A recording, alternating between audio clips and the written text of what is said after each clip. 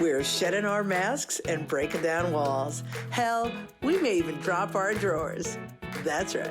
We're Going Commando with Angela and Dana. All right. Hi, everybody. Welcome to this extra special episode of Going Commando. I am Angela DeMarco, and the lovely blonde-haired lady to my left or right is Dana Sardano. Say hi, I may Dana. be underneath you. Ooh, that's what she said. This week, we have a super special guest. So we're taking a little detour from our normal show of talking about 10 Recommandments. We have Tyler Schmoker with us. Hello, handsome fellow. Hey, everyone. Tyler has become a LinkedIn content buddy, if you will. He's been just like a cool pal, posts really, really awesome stuff, has built a successful following, whatever that means. We'll talk about that a little bit, I guess. But one thing that we absolutely love, so we're not a podcast that generally has guests. So we are, we just like find our people. And when we find our people, we just want to like have a conversation with them. And Tyler is definitely one of our people because he is weird. He is funny. He is authentic. He doesn't give an F. And much to Dana's chagrin, his punctuation sucks. So we can talk about that later too. I'm just going to get all of our cards out on the table here. So today is my birthday. Happy birthday. Thank you. It's my birthday. So I get to spend my birthday morning with these two amazing humans. So with that, Tyler, welcome. Hey, how's it going, everyone? I came across your guys' show about a month ago, maybe a little bit more, when you were speaking with the professional misfits, and I saw a couple of shorts around writing books, as a matter of fact, and I won't repeat the discussion, but I'm like, this is one of the most unique dialogues. One, it was 4 talking heads in a short on LinkedIn, which was a little bit unique in of itself, but then just the banter that was occurring, it was like, this is a lot of fun. And I think I even shared that post and said, this is one of the funniest shorts that I've come across in a while. So I'm sure we'll dig a little bit more into that around how you use that unique individualism and a sense of humor to start to develop a network and find your people, and also determine, who within your network maybe aren't your people, and those rabbit holes not to go down, just because, the network's pushing 1 billion people now. And so not everyone's going to like you. And I think it's better just to come to terms with that early, and then get on with the people who are going to benefit you most and who you can hopefully benefit in return. Yeah. Well said. I just did a post. I personally care about quality over quantity, right? That's my thing. I do not want the 10,000 followers of people that are just randos and that I've paid to figure out. Or purchase. And we've gotten those emails like, hey, you want to get more followers? No, I don't. Yeah. Leave me alone. But I just recently I was at like 994, and I was like, oh man, it would be fun to hit 1,000 just because it would look cool, right? Not because it makes me more popular. It's not any of that. It was just a game, right? And as I was watching the number go up, I put a little stupid post like, help me reach 1,000. And I watched, I would get to like 997, and then it would go to 996. And it would go like 998. 995. And I'm like, what is going on? So there are definitely those people who were like, screw this chick. She's not for me. And that's cool, man. It's totally cool because, that's cool. The ones that did sign, thank you for helping me reach my goal. We'll talk about that later. Tyler, I want to ask you a question, because one of the things that you pointed out, or that you brought up, is that we were a little bit different because we we weren't the T crossed, I dotted, perfect tie and saying, all the right things. And you were attracted to that. And it's my understanding, you were in the military, correct? Yeah, I retired from the Army. In fact, I did almost 21 years between active duty and then National Guard and eventually reserve. So I had a little bit of a career overlap where I started working civilian professionally while I was still in the service. But yeah, so 21 years all in. So let me ask you, because that's a completely different mindset than what you just said you were attracted to. So it's my understanding, as human beings, we may put on masks and we may, fit certain roles, but we are who we are. And we either become more of that or we try to control that. So if you've always been attracted to the realness, the authenticity, the humor, all of that, what was it like being in the military all those years? Because it's different. Yeah. So a couple of things. One, being on the lower end of the rank structure as a smartass isn't a great place. It's not a great place to be. So until I started progressing professionally within the military, I had a little bit of a rougher go of it because I've always been a little bit of a smart aleck, a little bit fresh, and I like satire and sarcasm, and those things didn't always conform. But at the same time, and I touch on this in my content quite a bit as well, is that I think there's a public perception of what the military is or military service. And then even as an extension of that, the industry that I work in now, the security industry, is very much a feeder for ex or retired military folks and law enforcement folks, where there's very much that persona of I do these things, I like these things, my friends are these way. And I kind of just parted ways with some of those stereotypes years ago. And I mean, for a long time, I very much fit the stereotype of the things I'm supposed to like, the things I'm supposed to do, how I'm supposed to dress, how I'm supposed to talk, because I was still young and I was still trying to figure out how to find my own sense of identity. And I think everyone goes through that, where their identity goes from it's this thing, whether it's an occupation or I ride Harleys, so I wear Harley stuff, or whatever your deal is, where you get to a point where you're actually comfortable in your own skin and just like, I'm just going to do what I do. And either people are going to like it or they're not. And I'll hang out with the people that like it. So for me, it was just getting more comfortable in my own skin. But then at the same time, and I think this is a common misconception in the military, particularly when you're on like tough operations, or even training exercises, when things start to get really hard. I mean, jokes and humor is everywhere within the military. Sometimes it can be very dark and it can be very callous, but humor and ribbing people is a big part of making it through the day. And, you hear the expression about laughing so you don't cry. So in some cases, that actually holds true. So then fast forward to post-military and still in a strict industry, when I post content now, a lot of colleagues are still trying to, I'm the Men's Warehouse starter kit profile picture, right? And I do these things and I reshare industry journal articles to show everyone else. It's like, I'm not concerned about talking to back a stage. I'm looking at talking to an audience, because a lot of the people that I'm going to work with and are going to be consumers of, whether it's consulting services or professional services or whatever that is, they're not in my industry. They're in all the other industries.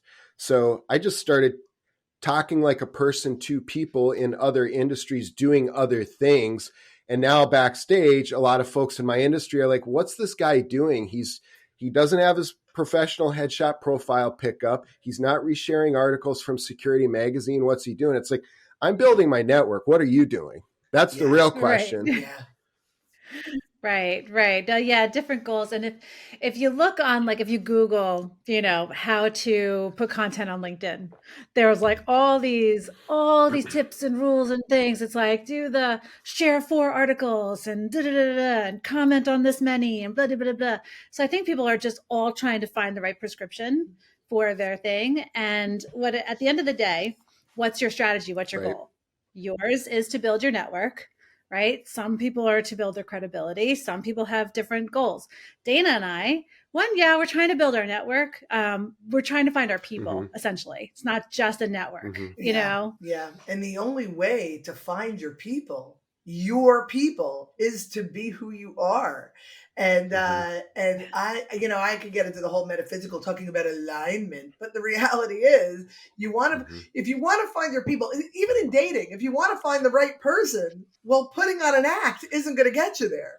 So it's like, either you like us or you don't, but just know that this is what's coming. This is what's coming to the plate. This is it, right? My cat in a burrito shirt. You know what I mean? Or it's not a burrito. Sorry, it's a mermaid. It looks like a burrito. I go on my cat for a shirt. But this is what's coming to the plate. And if you align with it, then let's do business. Let's do this. Because now you know what you're getting. But I a long time ago gave up on the sitting up straight and, speaking the Queen's English. I just can't do it anymore. And so then the humor, like you said, oh my God, everything is funny. Everything is funny if you're looking at it. Oh my God, Dana. Dana has a tick that if you have something tragic happens, her immediate thing is to laugh. Dana, so-and-so died. She's like, oh my God. No, you're exaggerating. But there's humor in everything. I know.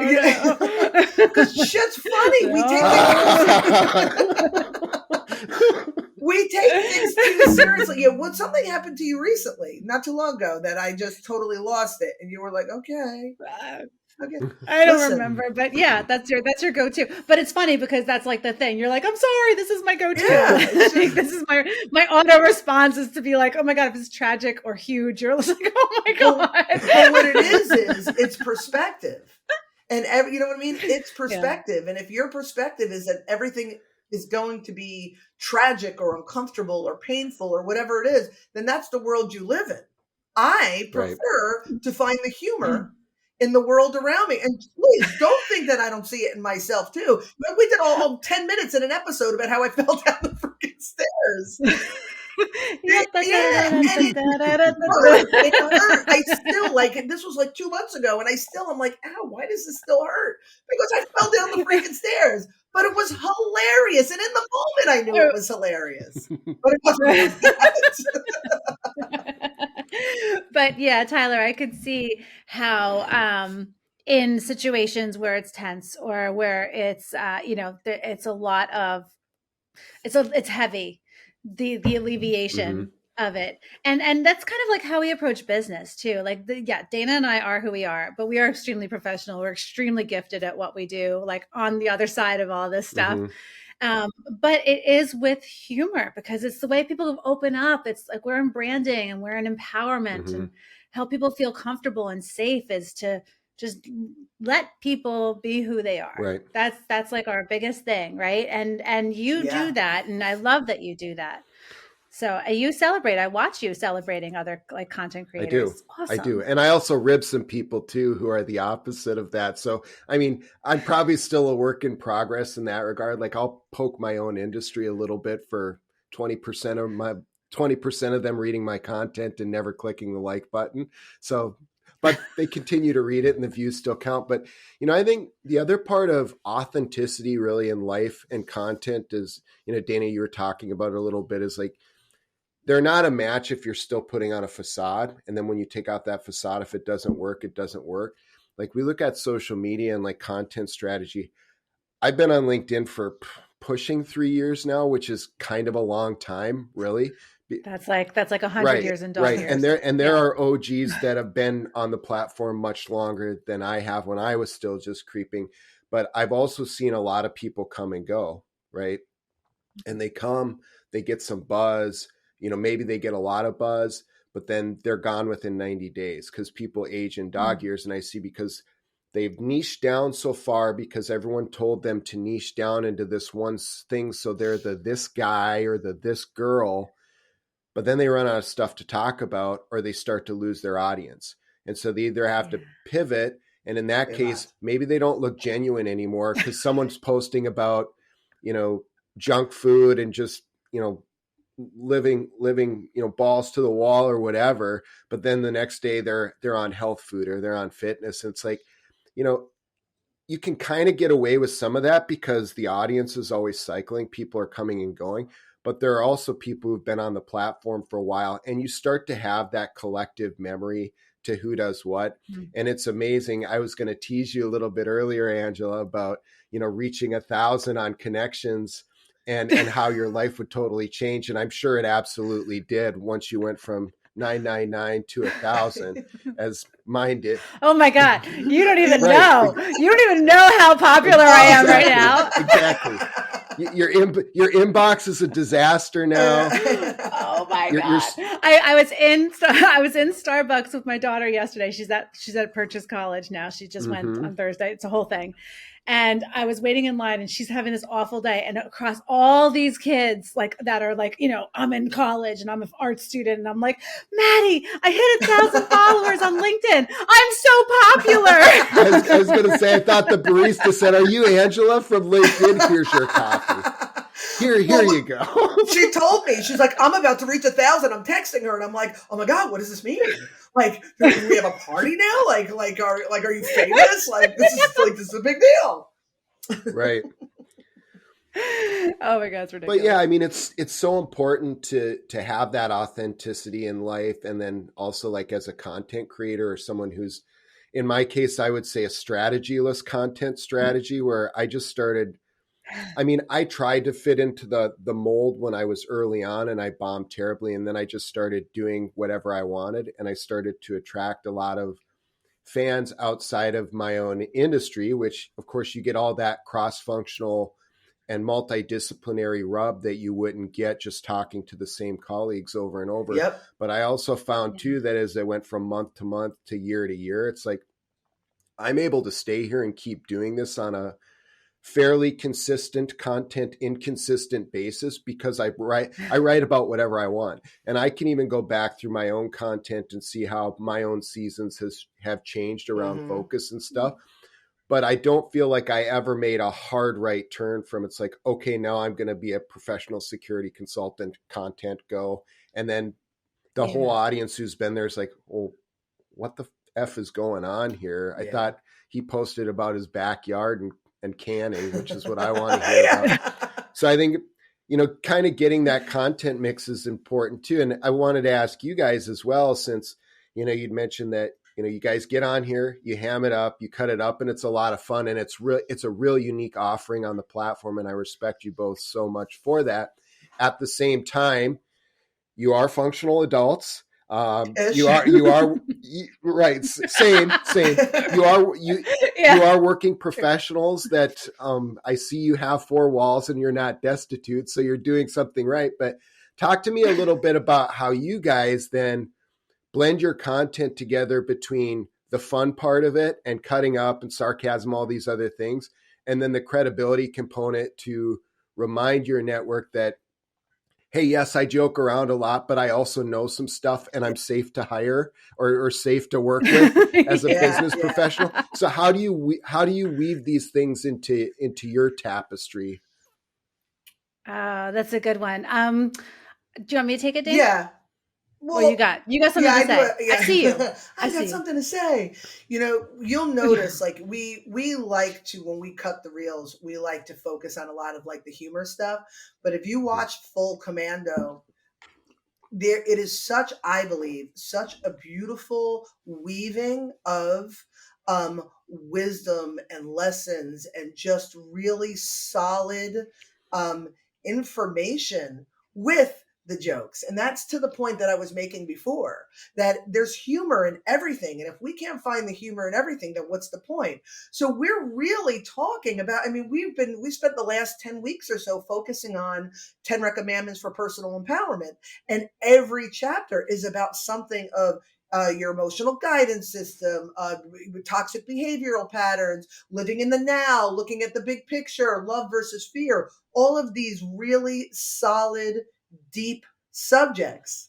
So of course, I'm going to tell a story how I fell down the stairs. Of course, Angela's going to throw in and that's what she said every chance she gets.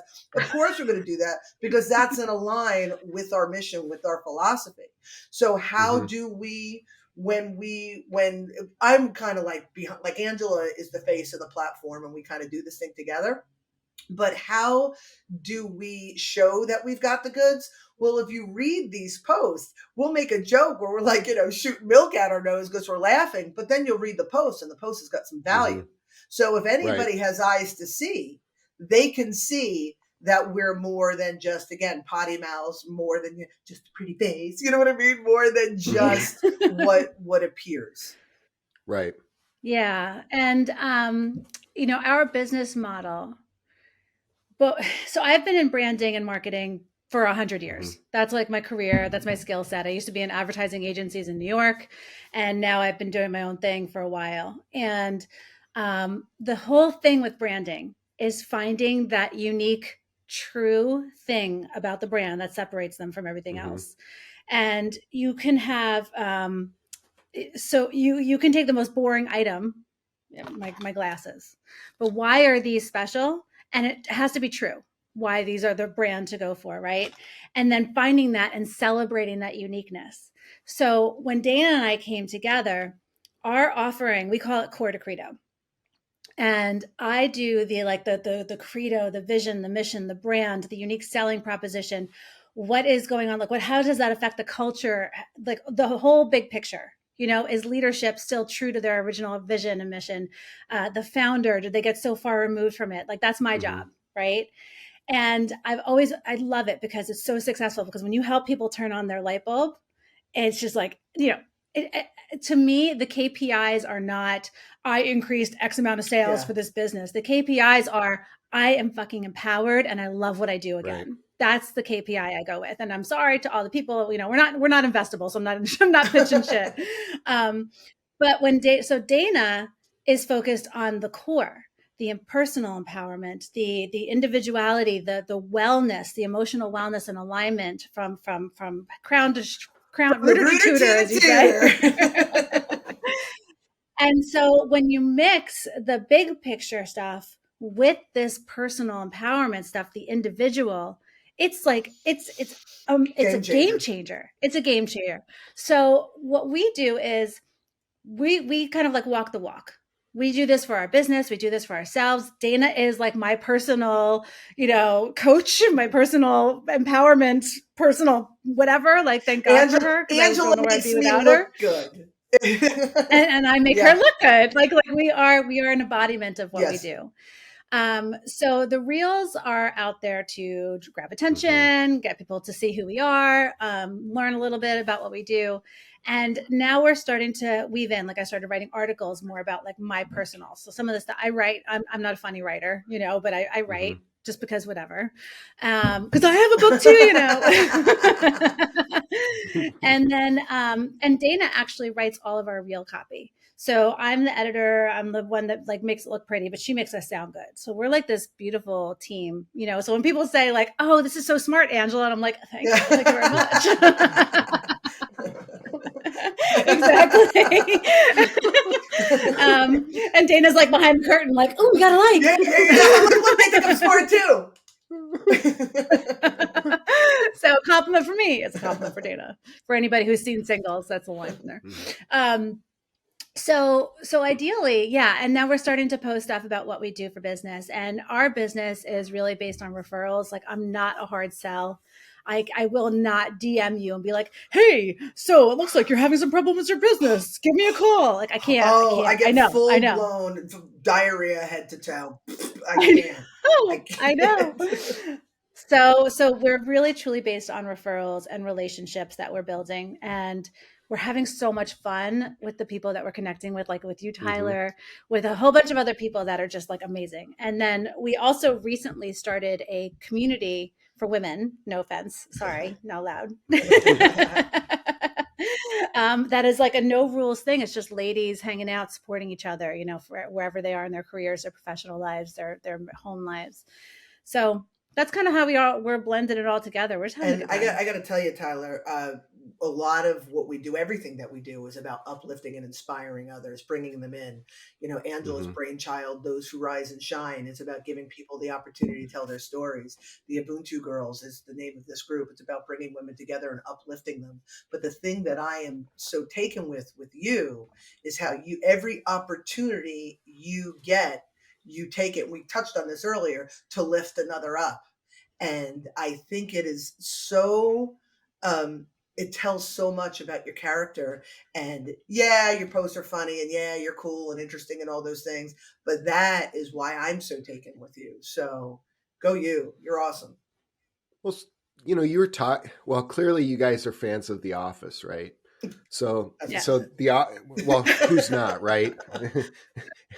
if they aren't fans, we're probably not going to be good friends anyway. Right? Exactly. Given all the quotes and references. But if you think about The Office, like as a context for this, because I've given this a lot of thought over the years with how I'm curating my content. I'm like, well, I've seen the next rock star come up and they went from 0 followers to 80 million in 3 seconds. And now they're making multi 6 figures and working an hour a day. And so we get all this stuff pushed down our throats.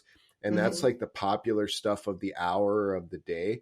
But I've decided it's like, well, that's not really in my fiber or in my nature to create that way just on the latest trend.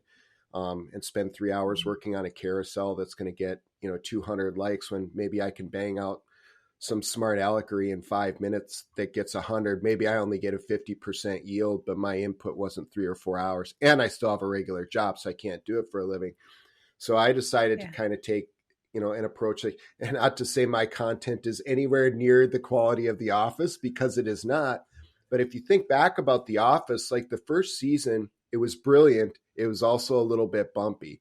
Yeah. And they were still trying to figure out characters, and they were still trying to figure out arc. And when you get into seasons 2 and 3, I think it's some of the best work of the whole series, and into 4 as well, because they started to figure out those long-term character arcs.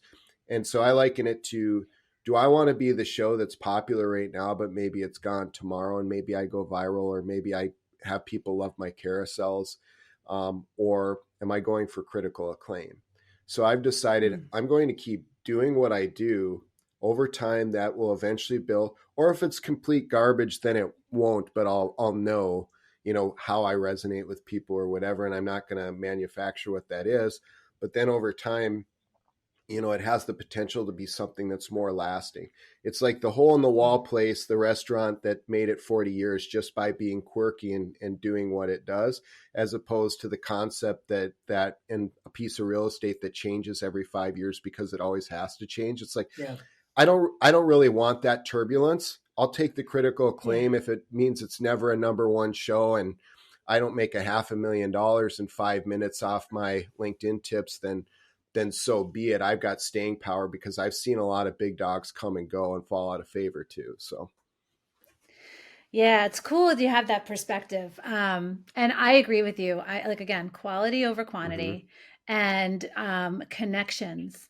We do these reels, but the best part of the reels are when people comment and engage with us, because then we're getting to know everybody.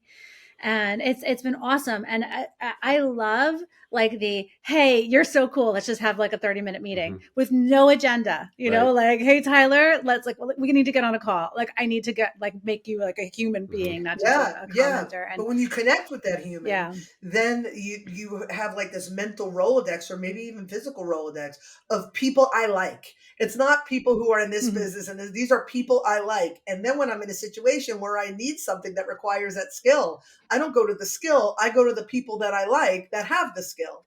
And that's how you create your web of, what we call it, our little gold book, right? A little gold book of collaborators. Yep. It's true. I cannot hear. I almost sent you a picture yesterday, Tyler, because we were in the car, and Isn't It Ironic came on, and now forever that is your song. Yeah. Forever. You have changed Alanis Morissette to yours. And it's just like, I told you, it won. That post wins like the summer. So I've got to tell you, I love doing the musical parodies. I don't do them all the time, but on occasion I like doing them because I know that it's going to be content that sticks with the reader all day long. Yeah. All day. I mean, weeks. It's been a couple weeks now. And it came on the radio. I didn't even remember the words that were there, but I just remembered how funny and how how it made me feel. Right. That's the thing, right? People may not remember the content that we put out. They may not remember the specifics of it, but they're going to remember how we make them feel. Right. And that is what's important. So our Dana and our hope is that people feel like lightened up. They feel inspired. They feel a little more hope that they could be themselves and be as stupid and ridiculous as we are, and that's the thing. Like, I only want to hang out with the people that make me feel good. I've veered away from the, I had a different mindset before we really got into this, like I had a different mindset where I was in like VC land and like with the suits and the boys club, and I would comment, and it just felt disingenuous. Yes. Is that the right word? Yeah. It didn't feel comfortable. And the comments were more, because I was in a different place anyway. And now I don't even like really comment on them stuff. I still think they're smart. I still think they're providing great content, but I can't really engage because I'd rather be in this space. I'd rather be unprofessionally professional. You're no longer in alignment, Angela. I'm no longer in alignment. Here's a fun thing to try though, because I kind of have that network journey as well, where it's like I've got all of my colleagues from my industry who, reshare the great opportunity job posts that 100 people look at and white papers and all these other things. But occasionally I'll still drop into the comments on their stuff. Okay. I never troll anyone, but I'll absolutely add comments and then hashtag the shit out of it just to remind people that I'm still here. Right. And so I'll get views based off of that. And something really interesting has started to happen too, like, and it's taken a couple years to do. And I'm sure that you guys have found this too, like on your content journey, that when you're doing something so unique, I mean, you're running like an organizational change management project, right? And you're educating new potential consumers to adopt. It's not like a plug and play thing that's already established. So like, again, to use another restaurant analogy, it's like that 40-year hole in the wall that year 1, year 2, year 3, it's like, well, what's this place? And eventually it just stayed and it's stuck and it becomes an institution. Whereas, well, maybe I can get together 15 million in investment money and I can franchise a McDonald's. All the marketing is right there already, but it's not really your thing. You're just operating and you're pulling that lever. So if I see like emerging social trends that, and I follow trends too. I'm not so cool that I've never followed a trend or fallen into or done something stupid. I do it all the time, but I'm very selective about, is it aligned with what my values are or is it not? Because if it's not, it's like, well, shit, I better put together a research paper carousel so I can get 300 likes too. Then I'm just pulling the lever for the machine. Because one, I'm just writing reference material off of another creator. So you can go check out their podcast and go check out their book. Like I look at some of that content. It's super helpful. It's super valuable. And I see why it's popular. But when I look at that and I see people doing that day after day after day after day, it's like, well, damn, how are you making money for one thing? If you're not making money off this carousel, I know the type of time investment that goes into something like this. And then the second question is, how long can you maintain this? And how long can the trend maintain? I mean, 3 years ago, people were using the LION, the LION, open to network and open to connect. And that kind of went away. People misused polls for a long time to get like algo hacks and some of these other things. And now we're on carousels, but it's always interesting to see what's the next evolution going to be of the fad. And by being unique, you kind of become resilient against that because your audience has an expectation that's outside of those convention. Yeah. Everything that we say, it keeps going back to the same thing. If you want any value to what you're doing, and if you want the right people to see what you're doing, just be who you are. It's like total broken. But everything, it just keeps coming back to that. And I think that is, that's the message here. That's the message. You could be the flash in the pan, but just be who you are. That's it. Right. That's it. Yeah. Yeah. One of my favorite, so I've probably worked on the branding of like 50 companies over my career, at least. And the most satisfying is when I'm not using somebody else's stuff. So like what you're kind of saying about like the McDonald's and the franchising and just like buying that business, that may be good for somebody. But I'm like, my sweet spot and my greatest joy is when we're in there creating something new. Yeah. I worked for this manufacturing company. That was my last real day job. And they made stanchions. So if you go to visiontron.com, we had like, they brought me in, we did an entire rebrand, and that little penguin that we made for our icon and our logo is like it was my baby, and I got to nurture it. And it's just so satisfying to be a part of that. And then so we help people. We love when people are themselves. It's like just the most amazing thing ever. I'm going to put you on the spot, Tyler. Are there any creators you want to do a shout out to while we're here? You know, like, do you want to give everyone, get anyone a particular, hey, so like what you're doing? So since I think it kind of bears to the context of our discussion. So a couple of really incredible, strong women creators that one I've been connected with for quite some time now. And the other one I recently got connected with. So Charity Hughes is one of them. And then Melissa Cohen is another. And Melissa Cohen's actually based in New York, and she works in marketing as well. And she's doing a lot of incredible things on the platform. And both of them, so I think that they're part of like a women's based executive, like peer coaching and consultancy agency called Chief. And so I connected with Charity maybe a year ago or something like that. She's a senior leader within HR. She's gotten some certifications from Wharton and done some other things. So very much on paper, a legit person to know, right? But okay. Then on top of that, like, she's much better than I am at a creative or content strategy, but she focuses more on like HR and recruiting and talent management. But I like how she adds a level of realism. She's the HR realist is kind of the moniker she goes by, but she talks a lot about, let's have realistic expectations for hiring people who are dealing with HR issues and stuff and she adds a flair of humor in there occasionally as well, just to say, it's like, yeah, okay, I'm going to get on and talk about this on LinkedIn, but we're also real people. And we're having a discussion about what do we do with this HR issue. There's probably some profanity. There's probably some. I like her already. I love her. Right. What do we really do here? Call me Charity. Exactly. So Charity is one that I kind of liken kind of in the same vein as you two. And then Melissa Cohen is the other one who I think I got connected with through Charity's network. And they're both members of this Chief organization.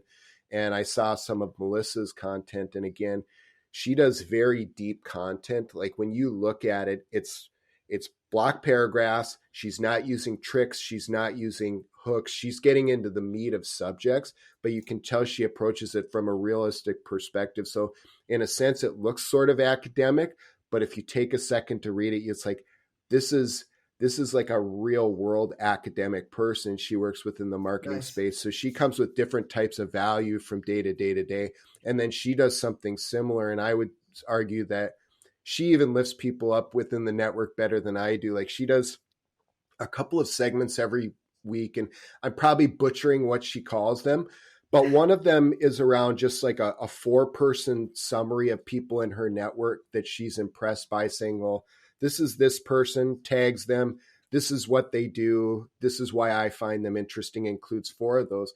And every week she does those posts go through the roof, and it's amazing to see. And not only that, but it speaks to the power of her network and what she's been able to do, because when she featured me in one of those, I got no less than like 40, right? From like the Chief network of people saying, hey, Charity Hughes said Melissa Cohen said you're good, so you must be good. Let's connect. So it really speaks to the power of the network. But those are a couple of ladies that I think are very much worth following, connecting with, reading their content, patronizing it, and getting to know them. They're both a couple of people who I've, quote unquote, met on the platform and very much respect. Nice. We'll put links. We'll put tags and handles and all that stuff. And I will definitely be like hanging out with those chicks. I'm going to call them because they sound amazing. So Tyler, you still have to do a rise and shine for us. I do. Right? I do owe you that. You do. You do owe us that. It takes 9 minutes to tell a story. We just started releasing them though. So you're going to start to see those trickle out, which is really, really cool because these stories are so, they're great. Put the right mood music, but they're just like beautiful, beautiful stories of personal stuff that you might not put out on LinkedIn that helps people get to know you, so hope to see you in when are those starting to release, by the way? Because today. I think it'll be okay. So tag me in it. And it'll give me a good context to benchmark, and I will get this done for you because you've been asking it. I'm so sorry. That's okay. That's okay. Yeah, we just started. So we have, I struggle from a content perspective of my own personal page and then our company page. Right. So we're starting to put the Rise and Shines are for our company. So I posted it on the company page this morning. And my plan is to forward it with my own little thoughts later today to say, like, this is what we're doing. I don't know if that's the right thing to do. I don't care, but it's a struggle to have two different properties and manage them that way. I don't know. Yeah.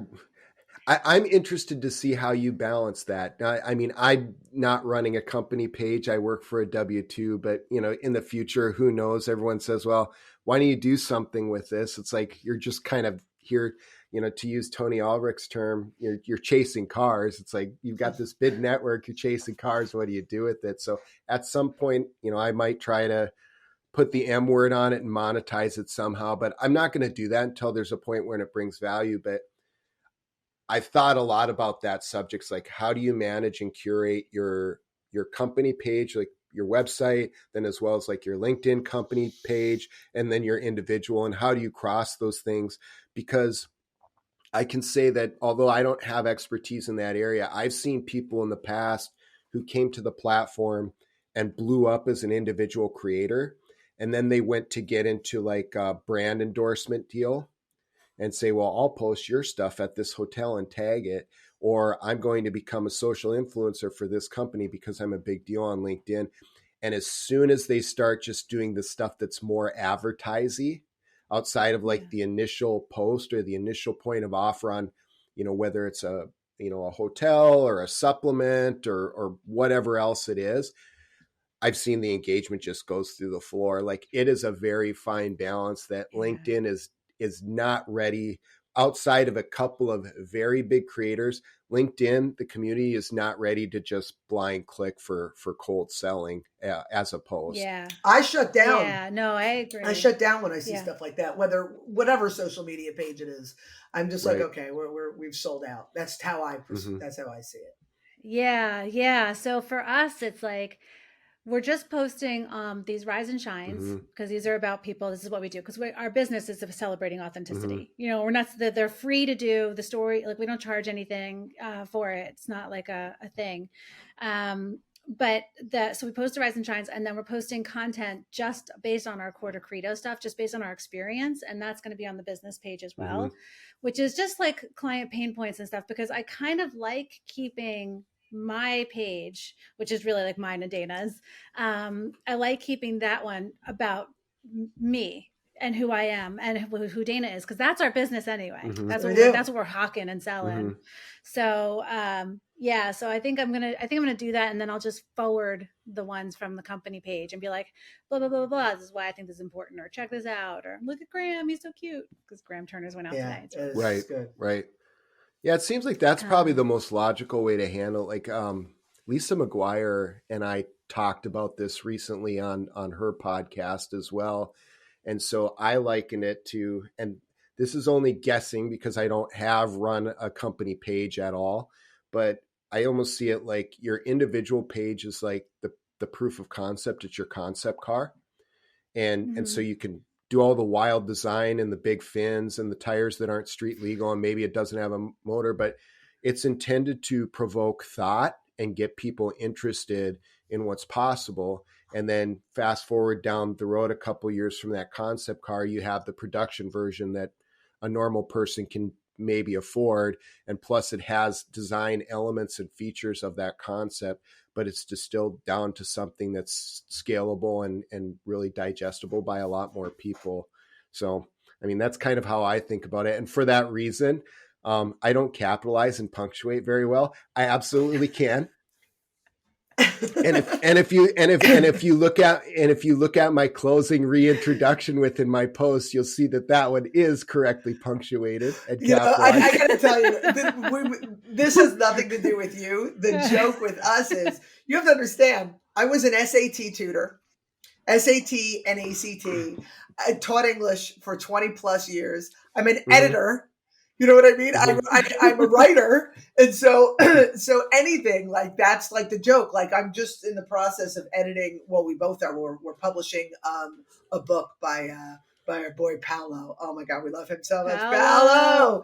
And this beautiful book, and it's a novel. It's so long, and he didn't know. He's going to get so mad when he sees this, and we're definitely making a reel of this. But his use of semicolon was completely off. Like he just we're just going to throw a semicolon there. He'd be like, you get a semicolon and you get and the English teacher in me is like, Paolo, what the fuck are you doing? You know? So now I finally, in one of our meetings, I was like, Paolo, just stop using them. Just stop using them altogether. If I see the need, I'll throw one in there, but stop using them. So I am a little bit of the grammar police, like a little bit. Like I remember when I started dating my husband, we met online. And I was like, you passed the test because everything's spelled correctly and all your punctuation's in the right places, you know? But so it was never a rag on yours, but it has to be now because we're best friends. You didn't know right. That. So let me ask you something. Then I want to dig into this a little bit more, though. So are you an Oxford comma person or not? That is a source of contention. That is a debate. I have to tell you, I fought it for the longest time, my whole career. Every time I was in charge of a brand, I said, no Oxford commas. Every time, because they drove me nuts. They're all over the place. And then Dana walks in and she's throwing commas everywhere. And I'm like, she has like 8 paragraph sentences that are a million commas in them. They are compound, complex sentences. Some of them have a compound subject. Some of them have a compound predicate. Some of them have a non-essential clause. And when you do that and you throw in an Oxford commas, there's a lot of commas going on over there. I see your mouth sounds. I don't hear them. So when this business was my business and Dana was like an investor and a silent partner for a little while, I was like, we are not going to have serious commas, right? We are not going to do the Oxford comma. And it became like a thing, right? And then people working with us were like, do we do them? Do we not do them? Dana's like, yes. I say no. And we're taking them out, we're putting them in. Then when Dana came on board as like a full-on partner and she became the copywriter and I became the brander, like we, voice and whatever, I succumbed.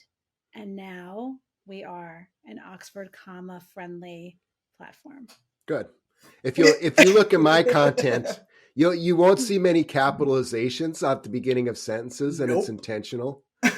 But you will always find Oxford commas. So that is kind of my nod to being that is kind of my nod to understanding how this really, because I do the same thing too. I use compound sentences to no end, and people read my stuff and they'll say, well, this is a run-on sentence. It doesn't make sense. Like, you just don't understand it. It makes perfect sense. Well, that's what's so funny. I'm sorry. I didn't mean to cut you off. I get excited. No, please. But that was funny about Angela, because when I was writing the first book, when I was writing 10 Recs, I would send them to her and she'd be like, this is a run-on sentence. And I'm like, it's not a run-on sentence because it's punctuated correctly. If it was punctuated incorrectly, it's a run-on. What it is, it can get convoluted because it is a very lengthy sentence. But the definition of a run-on is if you don't have the right punctuation. Same sentence, same sentence, same sentence, same sentence, same sentence, same sentence, same sentence, same sentence. Okay, properly punctuated, might I add. Properly punctuated. Because Paolo writes like that too. Paolo has a lot of clauses, a lot of gerunds, a lot of stuff going on. But sometimes the fuck is a gerund? We'll talk later. But it's a noun with an ing. So walking is good for your health. Isn't that a verb? It's a gerund because it's acting like a noun. Don't get me started rolling up my sleeves. See what you did here, Tyler? You see? I'm just going to take this can and open it up. When I was teaching high school, I had freshmen, and I was teaching grammar, and I'm teaching all this grammar. And at the end of the year, I made them all T-shirts that said, I love grammar, Miss Sardano, like I heart grammar, Miss Sardano, and then on the back and lamp, because I love lamp. And I made them, they were freshmen, I made them wear these shirts for their exams to get 5 extra points. All my freshmen with their I heart grammar shirts. Yeah, that's how serious I am about my commas. You should have put a QR code to your social media on there too. Oh, good. Fucking QR code. Watch my shit too. You don't understand. Angela is the wizard of everything technological. I'm like, Rod, my computer doesn't work, and he's like, turn it on. I'm like, okay. So I discovered how to make a QR code, and I stick them on fucking everything. And I'm like, look, Angela, look how technologically savvy I am. She's like, you're an idiot. I'm like, but it's got a QR code. Look how smart. I'm sticking QR codes on everything. And I'm like, imagine this. Imagine if you guys got another sticker that was like a hand, like the Charlie Murphy hand, and it had the QR code on it. You could come up and slap people and have the QR code on. What did the 5 fingers say to the face? What? Slap! I love it. Oh, yes. Oh, my God. You have brought in all the good stuff. I think that this is an awesome conclusion to an awesome conversation. I say we. Okay. All right. Because Tyler, just stop talking because you're going to bring in another thing that's going to make us go off. Fucking QR code, Oxford comments. So before we go, Tyler, we'll definitely do shout outs to the people that you've mentioned. Appreciate that very much. I can't wait to connect with them. Is there any, do you want to tell the people where they could find you, or what would you like people to do with you? Like share what do you got? What do you got? Well, talk your shit. So best place to find me is on LinkedIn. I'm on Instagram, but I'm basically non-existent. I'm just sort of there for people who aren't on LinkedIn, but check out my content. If you like it, you like it. And if you don't, you don't. Or even if you just creep it and like it, but don't want to admit that you like it, that's fine. I like views too. Everything helps, and feel free to reach out. I'm small enough that I'm still accessible for sure. Oh, I love that. Nice. Why do you always put the blue dot? So I use the blue dot because it's a little bit of, it's like a visual trigger. And for me, it's an analogy to LinkedIn. And I know that some people get it, but it's just a way to include an emoji that's fairly clean, but it's kind of like a double on. So when you're looking to get views on your content, the first point of connection you're getting is to get people to stop to look at your stuff. And particularly when you're new, people aren't seeking you out because they're familiar with your character or your storyline so that they're going to check out, well, what did Tyler do today? Which fortunately I have some people that do that, but there are also people both coming on and leaving the platform all of the time. So when you're just in that scroll, that dot's just like an added level of distinction for me that gets people to stop on the scroll. And then I always include a picture for the same reason. And sometimes my pictures have nothing to do with the post. And a lot of time they're not even very good, but it's there to fill. It adds some storyline, but it stops the post because you're getting people to stop the scroll. Then you're getting them to click more. Then you're getting them to read your stuff. Then you're getting them to maybe click an impression. And then you're getting them to be so kind to leave a comment, right? So you have 6 levels. You have 6 levels of opportunity, but you don't get through that path unless you get on that first one. And then ultimately from there, hopefully you get someone in the DM who says, I really like your stuff. And then we do things like this. But so we're talking about 7 or 8 levels of things that had to happen before we got to this point. So I make fun of hacks and tricks and tips and a lot of those things, but there are a few fundamental things that I do to try and gain that audience from a tactical perspective. And then there are other things too, like leaving your external links outside of your post. Thank you very much. That was a big Thank one. you very much. We are good. I'm a good student. I'm a good student. Did it help? I think so. I mean, I have 1,000 followers. Look at me. You can go home. You can go home. You know who I am. No, and Tyler, just on a final note, I think you are brilliant. I think you are kind. I think you are a wonderful human being. I'm so glad you're in my sphere of influence, and Dana is we just really, really, I just like, it feels nice to feel like we have friends, you know what I mean, in this space, and to do this with. You do so freely give advice, and it really helps a lot. So I hope that whatever people like listen to this, they gain some help for their own credibility too, and their own networks.